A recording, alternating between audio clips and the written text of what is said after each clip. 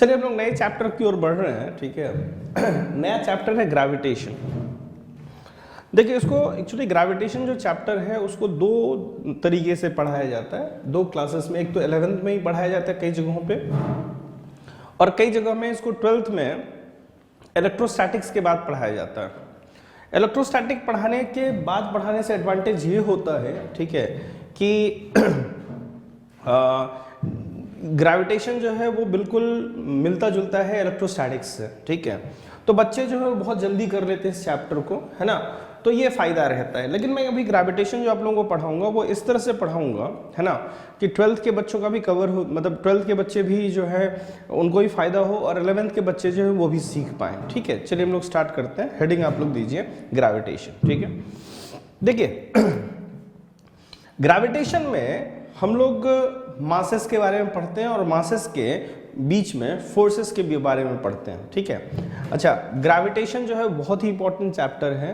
अगर आप space science या स्पेस इसरो वगैरह में जाना चाहते हैं, ठीक है, तो आपको ग्रेविटेशन और इन सब चीज़ों का बहुत ज़्यादा नॉलेज होना चाहिए, ठीक है। वहाँ पे बहुत एप्लीकेशन है इस चैप्टर का, ठीक है। देखिए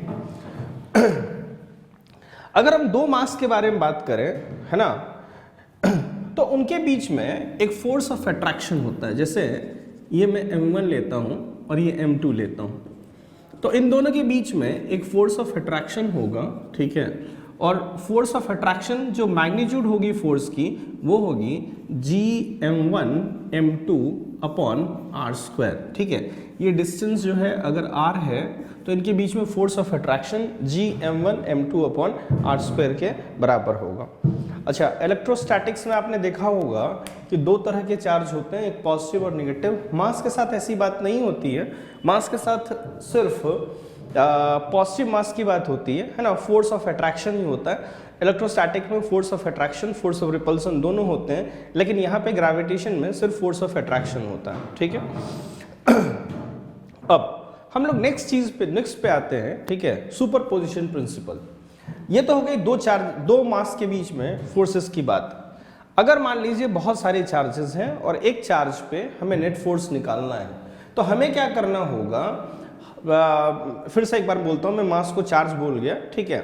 मान लीजिए बहुत सारे मासेस हैं, है ना, और हमें एक मास पे नेट फोर्स फाइंड आउट करना है, तो हम क्या करेंगे, सारे मासेस के कारण उस पर फाइंड करेंगे फोर्स, ठीक है। आप जानते हैं कि फोर्स एक वेक्टर क्वांटिटी है। फिर क्या करेंगे, इंडिविजुअली फोर्स निकाल के उनका वेक्टर समीशन कर देंगे। जैसे मान लीजिए ये m1 मास है, ये m2 मास है, और ये m3 मास है, और ये m4 मास है। एज्यूम कर लीजिए कि हमें m4 पे फोर्स निकालना है, ठीक है। तो m4 पे अगर फोर्स निकालना होगा तो m4 पे खुद के कारण तो फोर्स होता नहीं है, तो m4 पे जो फोर्सेस होंगे वो होंगे m1 के कारण, m2 के कारण और m3 के कारण। अच्छा, m1 जो है इस m4 को अपनी तरफ खींचेगा, m2 जो है वो इस m4 को अपनी तरफ खींचेगा, और m3 जो है वो m4 को अपनी तरफ खींचेगा, ठीक है। तो ये सारे फोर्सेस आपने दिखा दिए, इनका वेक्टर समीशन कर लें, ठीक है। वेक्टर समीशन करके आप नेट फोर्स फाइंड आउट कर सकते हैं, ठीक है। वेक्टर समीशन करके नेट फोर्स आप फाइंड आउट कर सकते हैं, क्लियर। यही सुपरपोजिशन प्रिंसिपल है। सुपरपोजिशन प्रिंसिपल ये कहता है कि मान लीजिए अगर सिर्फ ये मास होता तब जो इसके ऊपर इसके कारण फोर्स होता, ठीक है, और इन दोनों के होने के पे भी इसके कारण जो इस पे फोर्स है उसमें कोई फर्क नहीं आएगा। मान लीजिए अगर ये दोनों नहीं होते तब ये मान लीजिए 2 न्यूटन का फोर्स इधर लगा रहा है, तो ये दोनों अगर होंगे भी तब भी इसके कारण जो इस पे फोर्स होगा वो 2 न्यूटन इस तरफ होगा, ठीक है। इसी को हम सुपरपोजिशन प्रिंसिपल कहते हैं, है ना। अब चाहे तो आप लोग लिख लें, according to the superposition principle, according to the superposition principle, if we want to find net force on a mass, if we want to find net force on a mass, we will find force due to all the other masses, will find force due to all the other masses, and then we will find the vector summation of all these forces, then we will find vector summation of all these forces, ठीक है।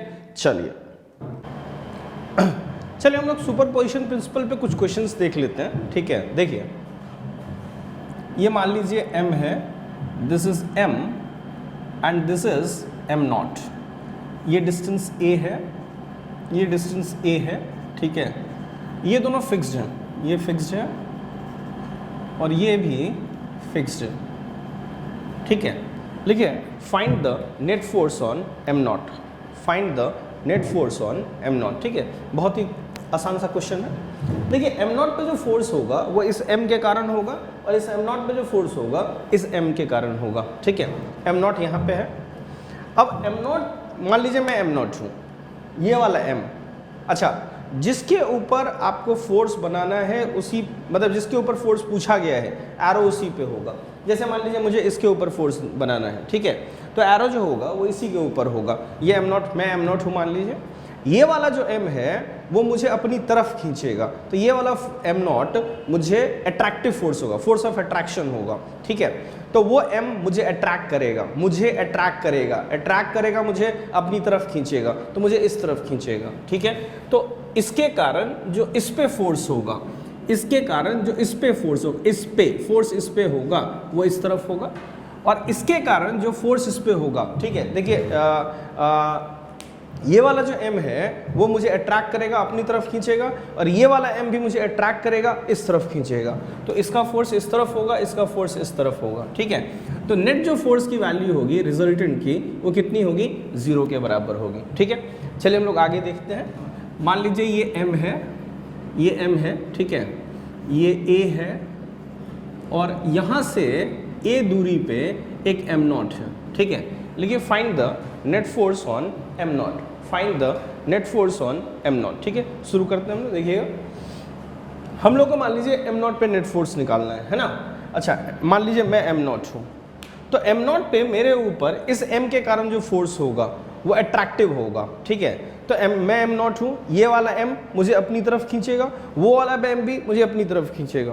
तो net force जो इस am not पे होगा वो होगा G M not by इसके कारण a square plus G M not by distance 2a का होल स्क्वायर, ठीक है। तो इसको आप सॉल्व करेंगे फोर्स रिजल्टेंट को, तो ये आपके पास आएगा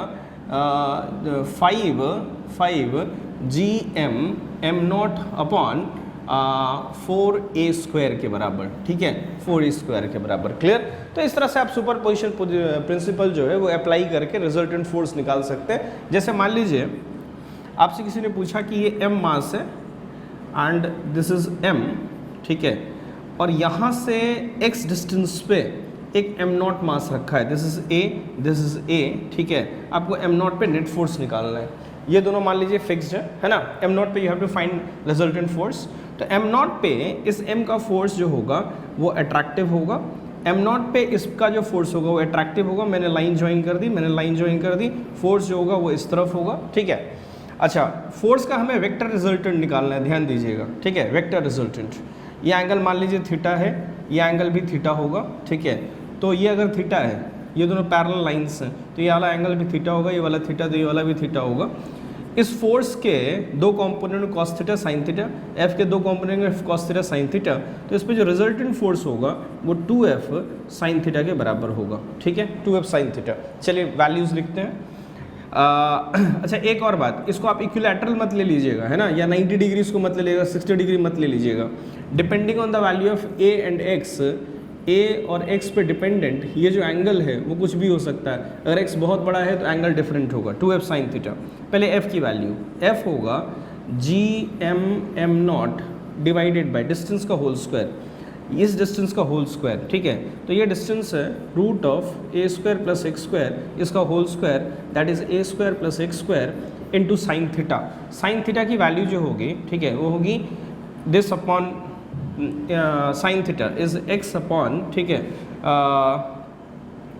x upon root of a square plus x square, that is 2gm nought upon a square plus x square to the power 3/2 के बराबर। क्लियर। तो ये रिजल्टेंट फोर्स होगा इस m नॉट के ऊपर, है ना। क्लियर है। चलिए हम लोग आगे बढ़ते हैं, नेक्स्ट क्वेश्चन की ओर हम लोग बढ़ते हैं, सुपरपोजिशन प्रिंसिपल के ऊपर।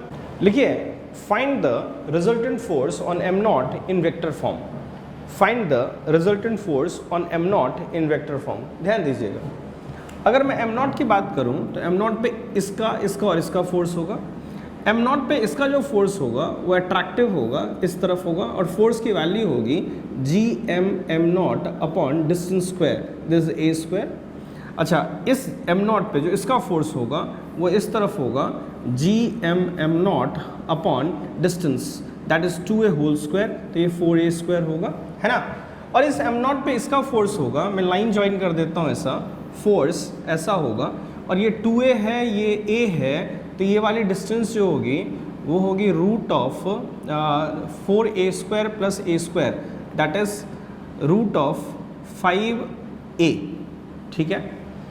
तो इस फोर्स की जो मैग्नीट्यूड होगी, magnitude of this force will be G M not upon distance का whole square, that is 5a square, ठीक है, दैट इज 5a स्क्वायर।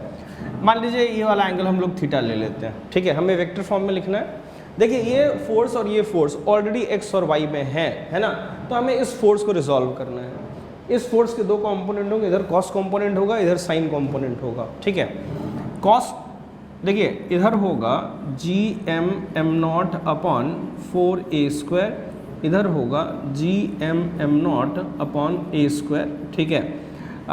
इसका जो इधर कंपोनेंट होगा, ठीक है, वो होगा plus G M not upon 5a square cos theta, और इसका जो इधर कंपोनेंट होगा वो होगा G M not upon 5a square, ये कॉस कंपोनेंट था, इधर साइन कंपोनेंट आ जाएगा, ठीक है, साइन थीटा। अब इस ट्राइंगल में हम कॉस थीटा और साइन थीटा की वैल्यू देखिए, यहाँ पे हमें कॉस थीटा की वैल्यू सब्स्टिट्यूट करनी है, यहाँ पे साइन थीटा की वैल्यू सब्स्टिट्यूट करनी है। तो कॉस थीटा की जो वैल्यू आएगी इस ट्राइंगल में, ठीक है, वो आएगी 2a अपॉन रूट 5a, और साइन थीटा की वैल्यू जो आएगी हमारे पास, ठीक है, वो आएगी a अपॉन रूट 5a, ठीक है। तो आप यहाँ पे सब्स्टिट्यूशन करके, ठीक है, कॉस थीटा और साइन थीटा की वैल्यू सब्स्टिट्यूट करके आप वेक्टर फॉर्म में लिख सकते हैं इसको। यहाँ पे आएगा प्लस j कैप और इसमें आएगा माइनस i कैप, क्लियर, ठीक है। तो सुपर पोजिशन प्रिंसिपल हम लोग थोड़ा बहुत समझ चुके हैं, है ना। हम लोग आगे बढ़ते हैं, ठीक है। देखिए हम लोग आगे बढ़ते हैं, हम लोग बात अब थोड़ी बहुत इक्विलिब्रियम की कर लेते हैं, है ना। और इक्विलिब्रियम आप टाइप्स ऑफ इक्विलिब्रियम वर्क पार में पढ़ ही चुके हैं पहले, है ना। और हम लोग SHM और पीरियोडिक मोशन इन सब की थोड़ी बहुत बातें कर लेते हैं। ग्रेविटेशन में पार्टिकल के ऊपर फोर्स लगने के कारण, ठीक है, ग्रेविटेशनल फोर्स लगने के कारण। देखिए ये मास मान लीजिए m है और ये मास मान लीजिए m है, और यहाँ एक m नॉट हमने रखा, ये डिस्टेंस a है and this distance is a। अपनी चर्चा भी हो चुकी है कि नेट फोर्स जो इसके ऊपर होगा, ठीक है, वो 0 होगा। अब अगर मैं इस मास को इधर डिस्प्लेस करता हूँ, अगर इस m नॉट को मैं इस तरफ x से डिस्प्लेस करता हूँ, अब देखिए क्या होगा। अब अगर मैं इस पर नेट फोर्स की बात करूँ तो इसका फोर्स जो होगा वो इस तरफ, इसका फोर्स इस तरफ, लेकिन इसका फोर्स जो इस पे होगा वो अब इसके फोर्स से, इस पे जो इसका फोर्स है उससे इसका फोर्स ज़्यादा होगा। तो ये जो मास है वो इस तरफ मूव कर जाएगा, ठीक है, वो इक्विलिब्रियम में नहीं रह पाएगा, नेट फोर्स इस तरफ होगा, ठीक है। तो अगर मैं देखिए यहाँ पे नेट फोर्स 0 था तो ये इक्विलिब्रियम पोजीशन था, इसको जब मैंने इधर डिस्प्लेस किया तो इधर भाग गया, है ना। तो ये जो इक्विलिब्रियम होगा, चूंकि net force towards the mean position नहीं है, तो यहाँ पे जो इसका इक्विलिब्रियम होगा वो अनस्टेबल इक्विलिब्रियम होगा, ठीक है। मान लीजिए अगर हम, ये वही सिस्टम है, मास सिस्टम है, m नॉट m,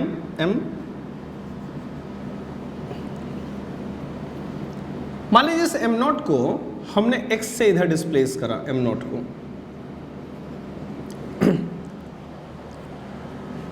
इसका फोर्स इधर, इसका फोर्स इधर, नेट फोर्स इधर। नेट फोर्स जो इसके ऊपर आया है वो आया था, अभी थोड़ी देर पहले हम लोगों ने देखा था, G M not x upon x square plus R A square to the power 3/2, ये नेट फोर्स था, ठीक है। अगर इस मास को मैं यहाँ से छोड़ दूँ तो ये मास, नेट फोर्स इधर है तो ये मास इधर भागेगा। इसकी वेलोसिटी मान लीजिए यहाँ पे 0 है, तो इसकी वेलोसिटी बढ़ेगी, यहाँ 1 हो गई, और बढ़ेगी 2 हो गई, और बढ़ेगी 3 हो गई, यहाँ वेलोसिटी इसकी 10 हो गई। अब जब ये इधर क्रॉस करेगा तो इसका फोर्स इधर होगा, इसका फोर्स इधर होगा। अब जो नेट फोर्स इस पे होगा वो ऊपर की तरफ होगा, नेट फोर्स ऊपर की तरफ होगा तो इसका वेलोसिटी डिक्रीज होगा। तो ये पहले इसकी वेलोसिटी बढ़ी, फिर इसकी वेलोसिटी डिक्रीज हुई, ये यहाँ जाके रुका और ये फिर वापस इधर आएगा। इसका मोशन जो होगा वो ऑसिलेटरी तो होगा, ये पक्की बात है, मैं देखना है कि एसएचएम है या नहीं है।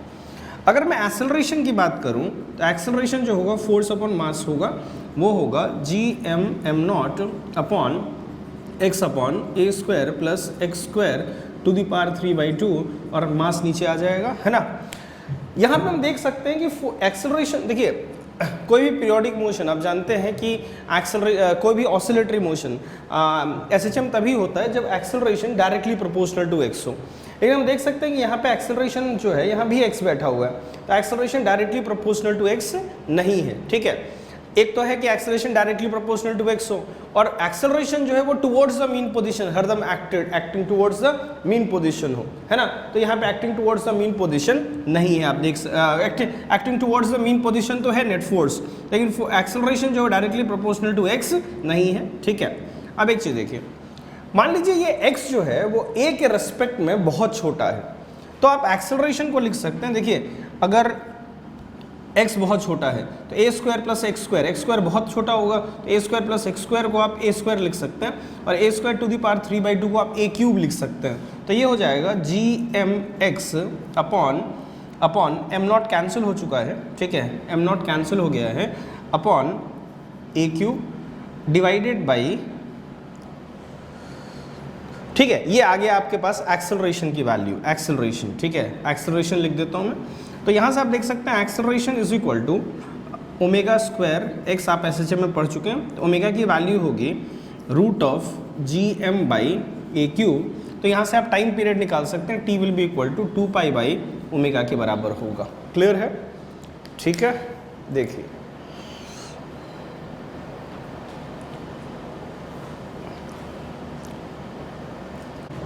देखिए g की जो वैल्यू होती है ना, मैं बताना भूल गया था, ये जो हम लोग फोर्स लिखते हैं g(m1m2) अपॉन आर स्क्वायर, ठीक है। g जो है वो ग्रेविटेशनल कांस्टेंट होता है, यूनिवर्सल ग्रेविटेशनल कांस्टेंट। यूनिवर्सल क्योंकि पूरे यूनिवर्स में इसकी वैल्यू नहीं बदलती, कोई भी मीडियम हो g की वैल्यू नहीं होती है, ठीक है। और जहाँ तक मुझे याद है 6.67 इंटू 10⁻12 न्यूटन मीटर स्क्वायर पर kg स्क्वायर होती है, ठीक है। न्यूटन मीटर स्क्वायर पर kg स्क्वायर 6.67 इंटू 10⁻12, ठीक है, क्लियर। और आप देख सकते हैं कि बहुत ज़्यादा यूनिट जी की वैल्यू इतनी कम होती है कि दो अगर छोटे मास हैं तो उनके बीच में जो फोर्स है बहुत ज़्यादा नहीं होती, ठीक है। चलिए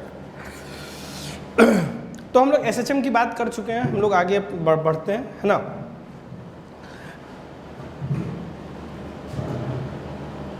हम लोग अब बात करते हैं जब जैसे अभी तक जो हम लोगों ने फॉर्मूले ये सब सारी चीज़ें जो पढ़ी हैं, ठीक है, सारा जो सुपरपोजिशन अप्लाई किया है वो ऐसे मासेस के लिए किया है जो कि पॉइंट मास है।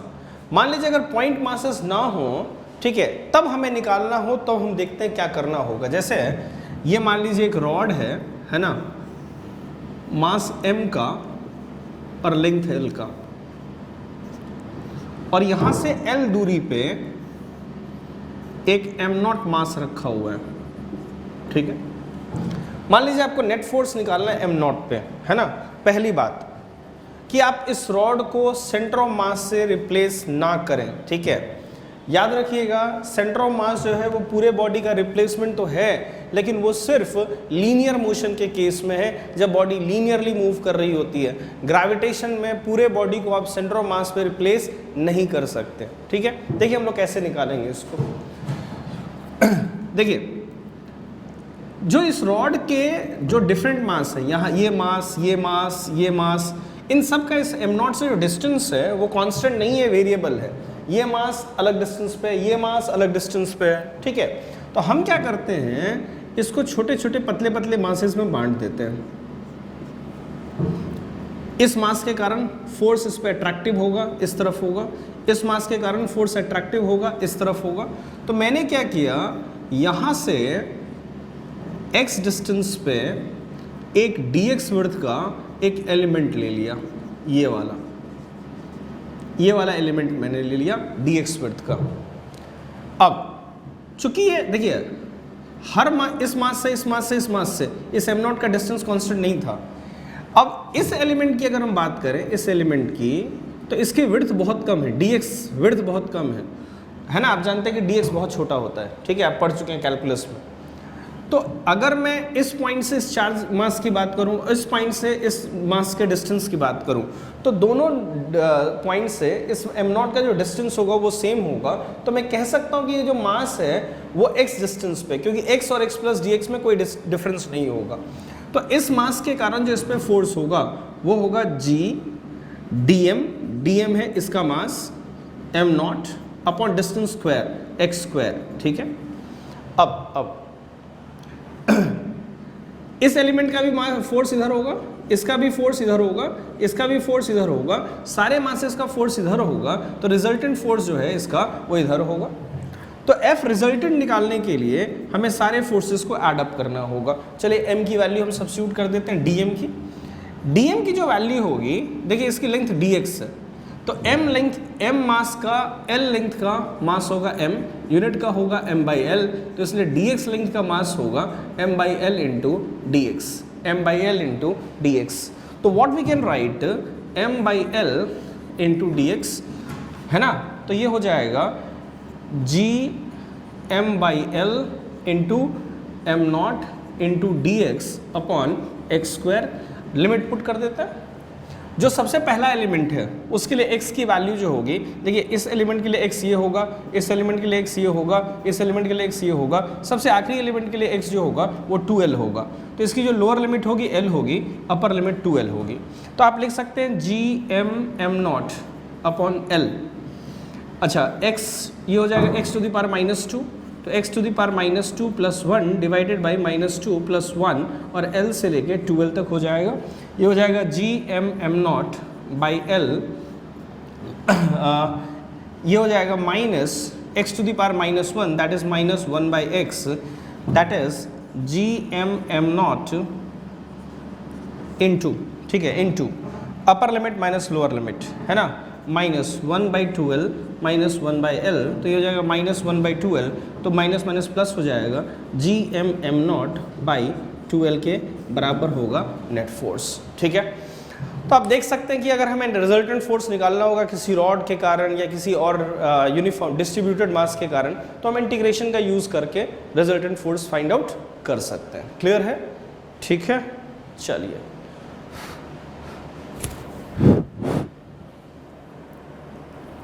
हाँ देखिए, ये एक रिंग है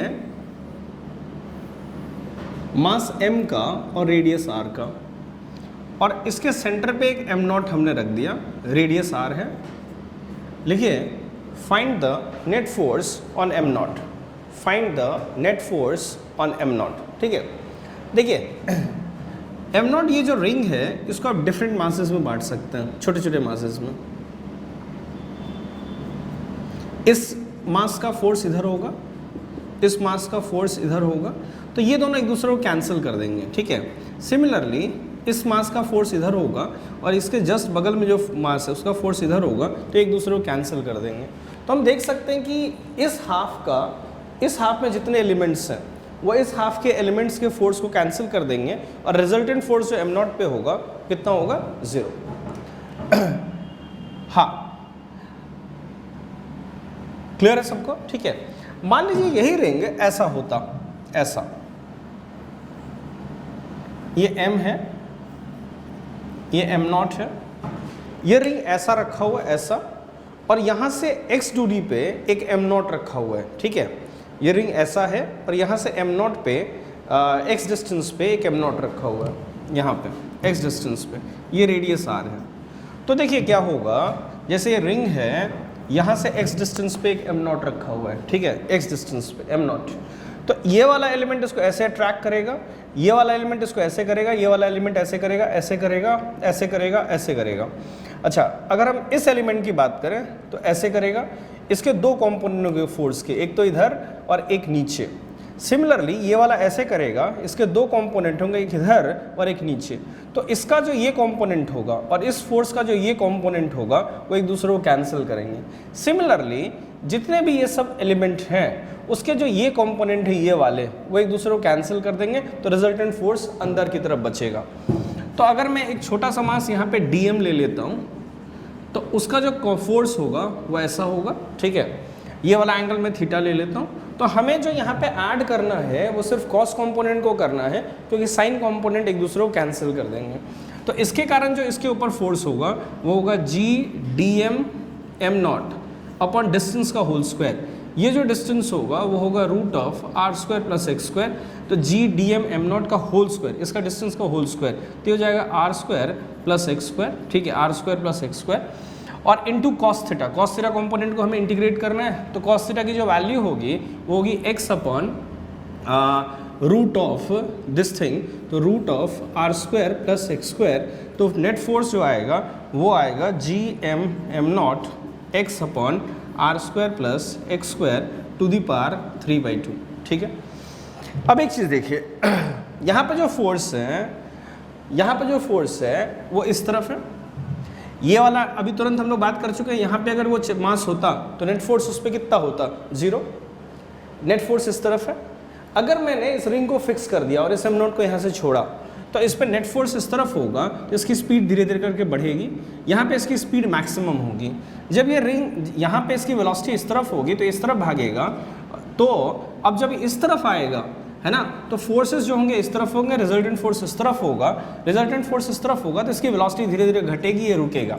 तो यहाँ से मैंने छोड़ दिया, वेलोसिटी बढ़ी, यहाँ वेलोसिटी मैक्सिमम हो गई, वेलोसिटी इस तरफ, फोर्स इस तरफ, वेलोसिटी घटी, यहाँ वेलोसिटी 0 हो गई। तो इसका जो मोशन होगा वो ऑसिलेटरी होगा। अब एसएम होगा या नहीं हम ये देख लेते हैं। आप देख सकते हैं कि यहाँ पे फोर्स जो है वो डायरेक्टली प्रोपोर्शनल टू एक्स नहीं है, नीचे एक्स स्क्वायर बैठा हुआ है। तो जैसे हम लोग पहले कर चुके हैं कि अगर x बहुत छोटा है तो इसको हम लोग नेग्लेक्ट कर सकते हैं, तो फोर्स की जो वैल्यू होगी वो होगी G M M not x upon R cube, ठीक है। तो force is directly proportional to x, तो अगर x r से बहुत छोटा हो, है ना, तो इसका जो मोशन होगा वो कैसा होगा, ऑसिलेटरी होगा। क्लियर है? सॉरी, मोशन जो होगा वो कैसा होगा, SHM होगा, ठीक है। तो यहाँ से हम ओमेगा स्क्वायर की वैल्यू निकाल सकते हैं। Omega square is this much, और टाइम पीरियड जो 2π/ओमेगा से हम लोग टाइम पीरियड भी फाइंड आउट कर सकते हैं। क्लियर है? देखिए, रिंग के कारण हम अब नेट फोर्स देख चुके हैं, ठीक है। अब हम हॉलोस्फीयर की बात करते हैं कि हॉलोस्फीयर के कारण किसी दूसरे मास के ऊपर फोर्स क्या होगा, ठीक है। जैसे मान लीजिए ये एक हॉलोस्फीयर है और इसका मास m है ना, और हॉलोथिन स्फीयर है, शेल जिसको कहते हैं, ठीक है। मतलब अंदर में कोई मटेरियल नहीं है, यहाँ से यहाँ तक हवा है, सिर्फ इतने थिकनेस की r रेडियस की एक शेल है, ठीक है। और यहाँ पे एक m0 रखा हुआ है। क्लियर? r रेडियस का एक शेल है, ठीक है। यहाँ से यहाँ तक हवा, देयर इज़ नो मटेरियल, यहाँ पे सिर्फ मटेरियल है, एक पतला सा थिक शेल है ये, ठीक है, थिन शेल है ये, है ना। और यहाँ पे एक m0 रखा हुआ है। ध्यान से देखिएगा, m0 पे हमें नेट फोर्स निकालना है ना। देखिए, इसको अभी तक जितने भी चीज़ें हैं उसको मैंने डिराइव करके दिखाया है आपको, लेकिन ये वाला डेरिवेशन जो है, ठीक है, हम लोग गॉस लॉ में, इलेक्ट्रोस्टैटिक्स में जब जाते हैं तो वहाँ पे इसको डिराइव कर देंगे हम लोग, है ना। अभी आप सिर्फ मेरी बात मान लें, है ना, आप इसको डायरेक्ट लिख लें कि ये r रेडियस पे अगर एक्सटर्नल पॉइंट पे होगा तो इसके ऊपर फोर्स होगा G M M not upon distance from the centre का होल स्क्वायर, ठीक है। यही अगर एम नॉट अंदर होगा तो इस पर नेट फोर्स जो है वो 0 हो जाता है, ठीक है। नेट फोर्स 0, एम नॉट को आप यहाँ रखें, एम नॉट को आप यहाँ रखें, एम नॉट को यहाँ रखें, एम नॉट को यहाँ रखें, शेल के अंदर कहीं भी आप रखेंगे तो नेट फोर्स जो होगा वो 0 होगा। और देखिए, एक्सटर्नल पॉइंट के लिए ये इस तरह से बिहेव करता है जैसे पूरा का पूरा मास जो है वो सेंटर पे हो, है ना। अगर पूरा का पूरा मास सेंटर पे होता तब भी जो नेट फोर्स इसके ऊपर होता वो इस तरफ होता, कितना होता, G M M not by R square के बराबर होता, ठीक है। अब इसके ऊपर एक दो सवाल देखते हैं हम लोग, है ना। मान लीजिए 3 शेल हैं, ये m1 मास है, ये r1 रेडियस है, ये m2 मास है, ये r2 रेडियस है, और ये m3 मास है, और ये r3 रेडियस है, मान लीजिए हम 2 पॉइंट्स की बात करते हैं, ये मान लीजिए ये R है, ये मान लीजिए 4R है, ये मान लीजिए 6R है, ठीक है। हमने m0 को यहाँ रखा पॉइंट 1 पे and this distance is 2R। फिर हमने m0 को यहाँ रखा, m0 को पहले हमने यहाँ पे रखा, दिस डिस्टेंस इज R/2, ये पॉइंट 2 हो गया, दिस पॉइंट 1। एक बार हमने m0 को यहाँ रखा, है ना, this distance is 5R, this point is 3 and this point is 4, this distance is 8R and यहाँ पे हमने m0 को यहाँ रखा, 8R पे हमने m0 को रखा, ठीक है। अब ध्यान दीजिएगा, ठीक है, हमें इस m0 पे जब ये पॉइंट 1 पे था, ठीक है, अच्छा एक ही साथ सारे m0 को नहीं रखा गया, पहले इस 1 पे रखा हमने m0 को, फिर 2 पे रखा, ठीक है। आप क्वेश्चन को ड्रॉ कर लें, खुद से एक बार अटेम्प्ट करें, ठीक है। लिखिए find the force on m0, first part when it is, पहला part when it is kept at 1, 2, 3, 4, ठीक है, 1, 2, 3 एंड 4, है ना। सेपरेटली आपको इसके आंसर फाइंड करने, 1 पे होगा तो नेट फोर्स क्या होगा, 2 पे होगा तो नेट फोर्स क्या होगा। चलिए हम लोग बात करते हैं। सबसे पहले मैं 1 की बात करता हूँ।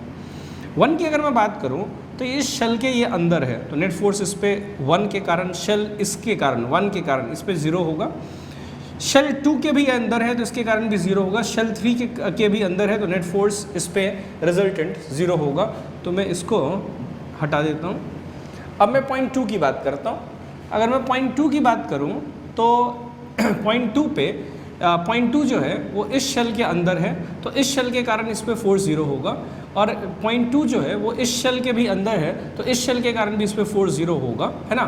तो इस 2 पे जो फोर्स होगा वो सिर्फ इस शेल के कारण होगा, और इस शेल का ये आउटसाइड पॉइंट है। और सेंटर से जो डिस्टेंस है, ठीक है, सेंटर से जो डिस्टेंस है वो 2r है, तो मैं डायरेक्ट लिख देता हूँ F2 = gm1 m0 upon distance from the centre that is 2r का होल स्क्वायर, ठीक है।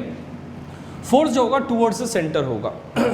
अब मैं बात करता हूँ पॉइंट 3 पे, है ना, m0 रखा हुआ पॉइंट 3 पे। तो अगर हम पॉइंट 3 की बात करें तो इस m3 के कारण इस पे जो फोर्स होगा वो 0 होगा। अब m2 की बात करते हैं। m2 के कारण जो फोर्स इस पे होगा टूवर्ड्स द सेंटर होगा, और m1 के कारण भी जो होगा वो टूवर्ड्स द सेंटर होगा, है ना। अब दोनों शेल के कारण जो फोर्स है वो टूवर्ड्स द सेंटर, एक ही डायरेक्शन में, तो हमें फोर्स को ऐड कर देना है, दोनों फोर्स को। तो F3 में लिखता हूँ पहले इस शेल के कारण। अच्छा, इस शेल से जो इसके सेंटर से जो इसकी डिस्टेंस है वो 5r है, तो F3 जो होगा वो होगा gm1 m0 upon distance from the centre that is 5r का होल स्क्वायर प्लस इसके कारण जो इस पे फोर्स होगा, इसके कारण जो इस पे फोर्स होगा। अच्छा, इसके सेंटर से भी डिस्टेंस 5r है, तो मैं 5r लेना होगा gm2 m0 upon distance from the centre that is 5r का होल स्क्वायर। तो इस तरह से हम लोग नेट फोर्स निकाल सकते हैं, है ना। अब मैं बात करता हूँ पॉइंट जब 4 पे रखा है तो, अच्छा, इस शेल से जो इस पॉइंट की दूरी है, इस शेल से जो इस पॉइंट की दूरी है, इस शेल के सेंटर से, सारे डिस्टेंस सेंटर से लेना है। ये मत कीजिएगा कि इस शेल से अगर आपको निकालना हो इस पे फोर्स तो आप डिस्टेंस ये ले लें, इस शेल से निकालना हो तो ये डिस्टेंस ले लें, सेंटर से डिस्टेंस लेना होगा आपको, ठीक है।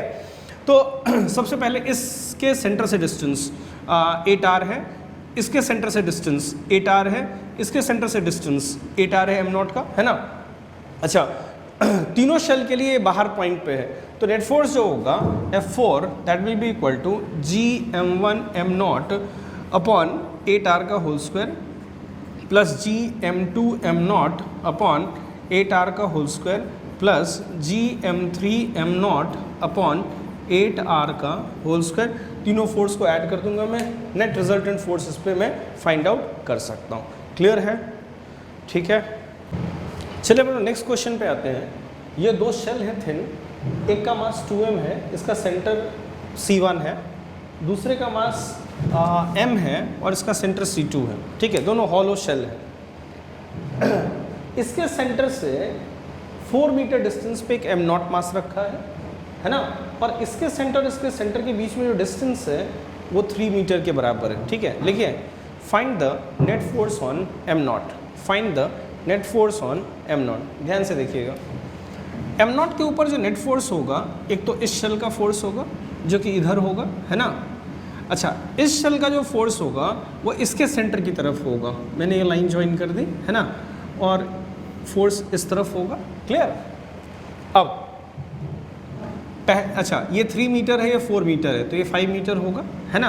तो आप देखिएगा, सबसे पहले मैं इसका फोर्स निकालता हूँ। इसका जो फोर्स होगा वो होगा G2m M not upon distance 4 square that is 16, और इधर जो फोर्स होगा वो होगा G M not upon distance का होल स्क्वायर दैट इज 25। अब इस फोर्स के दो कंपोनेंट होंगे, इधर कॉस थीटा, इधर साइन थीटा, तो इस तरफ बचेगा अच्छा, कॉस थीटा साइन थीटा की वैल्यू मैं निकाल लेता हूँ। कॉस थीटा होगा, cos theta will be equal to 4/5, और साइन थीटा जो होगा, ठीक है, साइन थीटा वो होगा 3/5।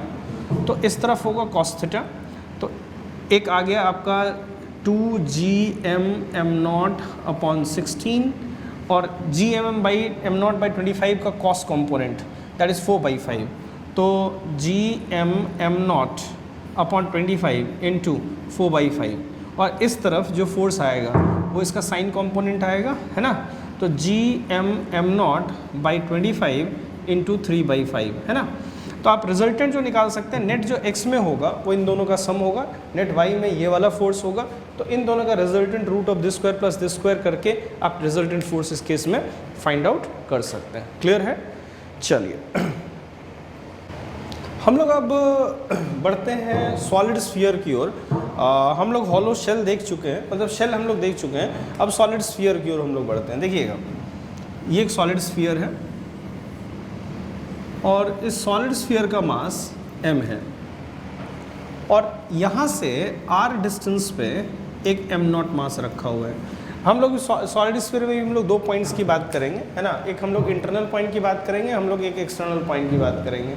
यहाँ से सॉलिड स्फीयर से स्फीयर से हम लोगों ने r डिस्टेंस पे एक m नॉट मास रखा है, इस m नॉट पे नेट फोर्स निकालना है, ठीक है।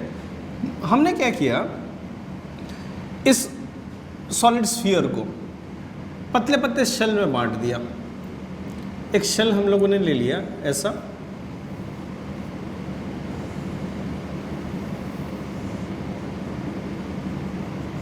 आप देखेंगे कि ऐसे कोई भी शेल में ले लूं, मैं ऐसा कोई भी शेल ले लूं, ठीक है, इसके इस m नॉट से जो इसके सेंटर का डिस्टेंस होगा वो सेम होगा, है ना। चाहे ये यहाँ पे शेल हो या इसके बाहर वाला शेल हो, सबका सेंटर तो कॉमन है, तो इसके सेंटर से m नॉट का डिस्टेंस जो होगा हर शेल से वो क्या होगा, सेम। अब इस शेल का जो इसके ऊपर फोर्स होगा, मान लीजिए शेल का मास जो है वो dm है, तो इस शेल से जो इसके ऊपर फोर्स होगा वो होगा Gdm am not upon r square. ये तो इस शेल का हो गया।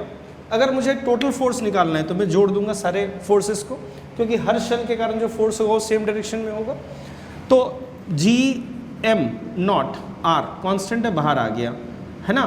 तो integration of dm, integration of dm का मतलब हो गया हर शेल के मास का समेशन। तो अगर मैं हर शेल के मास को जोड़ूं, ठीक है, तो मुझे टोटल मास मिलेगा, और टोटल मास की जो वैल्यू है हम जानते हैं m है, तो नेट फोर्स जो आएगा वो Gm am not upon r square के बराबर आएगा, ठीक है। तो आप देख सकते हैं कि सॉलिड स्फीयर भी आउटसाइड पॉइंट के लिए इस तरह से बिहेव करता है जैसे कि पूरा का पूरा मास उसके सेंटर पे रखा हुआ। मतलब आउटसाइड पॉइंट के लिए एम नॉट पे नेट फोर्स निकालने के लिए मैं पूरे मास को यहाँ पे सेंटर पे रिप्लेस कर सकता हूँ। पूरे मास को सेंटर पे रिप्लेस कर दिया, उसके कारण जो इस पर फोर्स होगा वही इस सॉलिड स्फीयर के कारण इस पर फोर्स होगा, लेकिन ये आउटसाइड पॉइंट के लिए है। चलो अब हम इनसाइड पॉइंट की बात कर लेते हैं। मान लीजिए सॉलिड स्फीयर है, सॉलिड स्फीयर के इसकी रेडियस मान लीजिए r है, और सॉलिड स्फीयर के सेंटर से r डिस्टेंस पे एक m नॉट मास रखा हुआ है, हमें इसके ऊपर फोर्स निकालना है, ठीक है। इसको मैंने 2 हिस्सों में बांट दिया, सॉलिड स्फीयर को मैंने 2 हिस्सों में बांट दिया। एक तो हो गया इसके अंदर का एक सॉलिड हिस्सा मैंने ले लिया, ठीक है। देखिए ये जो छोटा स्फीयर मैंने बनाया है उसके ये एक्सटर्नल पॉइंट पे है ना, तो उसके कारण फोर्स निकालने में तो हमें कोई दिक्कत नहीं होगी, है ना। अब जो ये बाहर जो मास बच गया, इसको अगर मैं शेल्स में बांट दूँ, जैसे मैंने एक लेयर ऐसा ले लिया, ये लेयर ले लिया, ठीक है, ये शेल ले लिया मैंने। अगर मैं इस शेल की बात करूँ तो इस शेल के कारण, ये जो शेल मैंने दिखाया है, इस शेल के कारण जो m0 के ऊपर फोर्स होगा, ये m0 जो शेल के अंदर का पॉइंट है, तो शेल के कारण जो अंदर वाले m0 पे जो फोर्स होगा वो कितना होगा, 0। अगर मैं इसके अंदर जैसे शेल है, इसकी अगर मैं बात करूँ, ये शेल अगर मैं बात करूँ, ठीक है, इसके कारण भी m0 पे कितना होगा, क्योंकि इस शेल का इंटरनल पॉइंट है तो 0। तो जितने भी ये लेयर्स होंगे, ये लेयर हो गया, ये लेयर हो गया, ये लेयर हो गया, ये लेयर हो गया, सबके कारण जो इस m0 पे फोर्स होगा वो कितना होगा, 0। तो इस m0 पे जो फोर्स होगा वो सिर्फ इसका फोर्स होगा, ठीक है। तो फोर्स, अच्छा, तो हम ये जो पूरा हिस्सा है, ये वाला हिस्सा जिसको मैंने कलर नहीं किया है, मैं इसको भूल जाता हूँ, सिर्फ इस हिस्से को याद रखता हूँ। तो ये भी एक सॉलिड स्फीयर है, इसके कारण जो m0 पे फोर्स होगा सॉलिड स्फीयर के कारण, वो हम यहाँ से लिख सकते हैं Gm'(m0) अपॉन r², ठीक है, Gm'(m0) अपॉन r²। तो हमें m' की वैल्यू पुट करनी है, मैंने m नहीं पुट किया है क्योंकि हमें सिर्फ इस स्फीयर के कारण फोर्स निकालना था, और इसका जो मास है वो m नहीं होगा। अब एक चीज़ देखिए, पूरे स्फीयर की जो वॉल्यूम है 4/3 पाई कैपिटल R³ है, और उसका जो मास है वो m है। यूनिट का मास होगा m/4/3 पाई R³, और 4/3 पाई R³ स्मॉल r³, इसका जो वॉल्यूम होगा 4/3 पाई R³ इसका जो मास होगा वो होगा m/4/3 पाई R³ into 4/3 pi small r³। तो ये दोनों कैंसिल हो गए, ये हो जाएगा m/r³ इंटू r³, ठीक है, m/r³ इंटू r³, ये मास हो गया इस हिस्से का। तो चलिए m' की वैल्यू हम लोग सब्स्टिट्यूट कर देते हैं, तो फोर्स की वैल्यू हो जाएगी G m' की value mr³/r³ into m0 divided by r²। तो ये कैंसिल हो जाएगा, r² से r³, तो हो जाएगा Gm m0 r divided by r³, Gm m0 upon m0 r upon r³, ये फोर्स की वैल्यू हो जाएगी, where r is the distance from the centre, ठीक है। तो अगर जैसे ये सॉलिड स्फीयर है, ये पूरा सॉलिड स्फीयर हो और इसके हम सेंटर की बात करें, तो डिस्टेंस फ्रॉम द सेंटर, ये r की वैल्यू 0 होगी, तो m0 को अगर मैं सेंटर पे रख दूं तो फोर्स की वैल्यू कितनी होगी, 0 होगी। यही मैं r/2 यहाँ से बात करूँ तो r की वैल्यू मैं r/2 पुट करूँगा।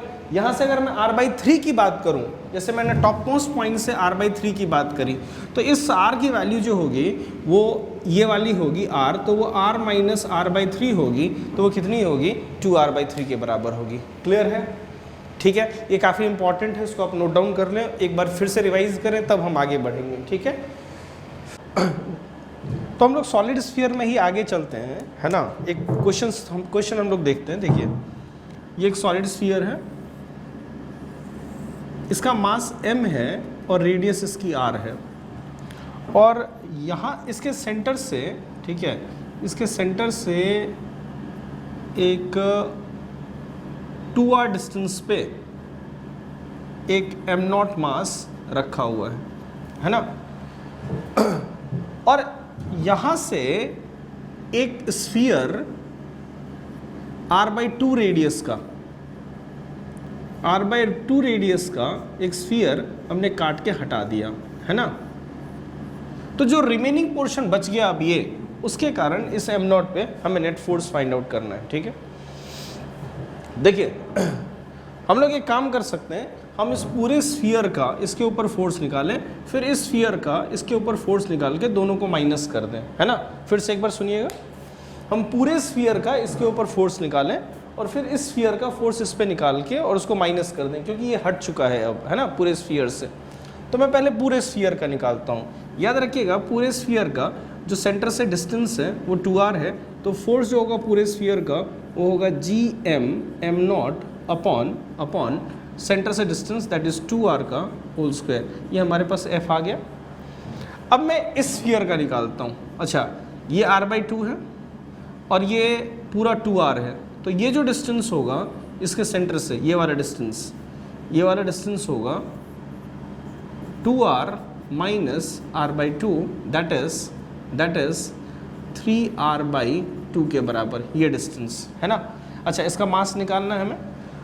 टोटल मास जो है, टोटल वॉल्यूम, वो है 4/3 पाई आर क्यूब, और जो इस स्फीयर का वॉल्यूम है वो है 4/3 पाई r/2 का होल क्यूब। तो यहाँ r/2 का होल क्यूब आ रहा है, 1/8 आ रहा है। तो इसका जो मास होगा वो पूरे वॉल्यूम का 1/8 है, तो मास भी 1/8 होगा, मतलब m/8 होगा, है ना। तो F रिजल्टेंट डायरेक्ट में लिख देता हूँ, due to this minus due to this gm, m की जगह m/8 लिखूँगा, m0 लिखूँगा, डिवाइडेड बाई डिस्टेंस, डिस्टेंस होगा 3r/2, 3r/2 होल स्क्वायर कर दूंगा तो रिजल्टेंट फोर्स हमारे पास आ जाएगा। क्लियर है? ठीक है, चलिए।